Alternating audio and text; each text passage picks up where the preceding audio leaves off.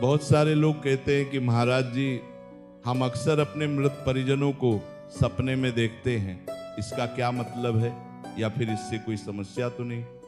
हिंदू शास्त्र ये स्पष्ट कहते हैं कि मनुष्य का जीवन केवल जागृत अवस्था तक सीमित नहीं है, स्वप्न की अवस्था भी आत्मा की एक सक्रिय स्थिति मानी गई है। कभी कभी जीवन में ऐसा होता है कि जो लोग इस संसार से विदा हो चुके होते हैं वे हमारे सपनों में प्रकट हो जाते हैं। उनका चेहरा, उनकी आवाज और उनकी उपस्थिति मन पर गहरी छाप छोड़ जाती है।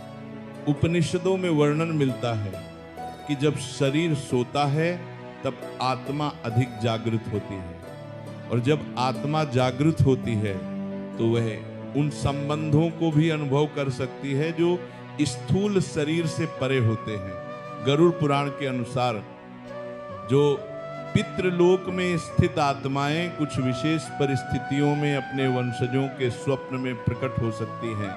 इसके पीछे शास्त्र 3 प्रमुख कारण बताते हैं। यदि सपने में आए परिजन शांत हो, मौन हो या स्नेह भाव से दिखाई दे तो इसे पितृ कृपा और आशीर्वाद का संकेत माना गया है।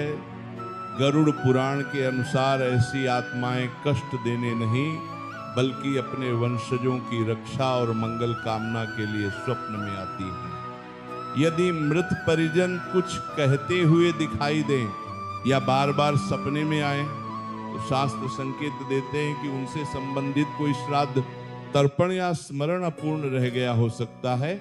इसी कारण पितृपक्ष और श्राद्ध को हिंदू धर्म में अत्यंत आवश्यक माना गया है। बृहदारण्यक उपनिषद में कहा गया है कि जिसका मन जिस भाव में होता है स्वप्न भी उसी भाव से उत्पन्न होते हैं।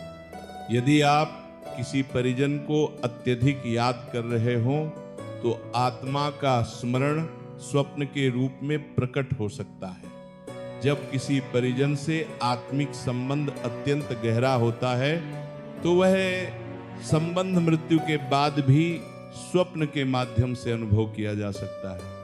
मृत परिजनों का सपने में दिखना हमेशा अशुभ नहीं होता।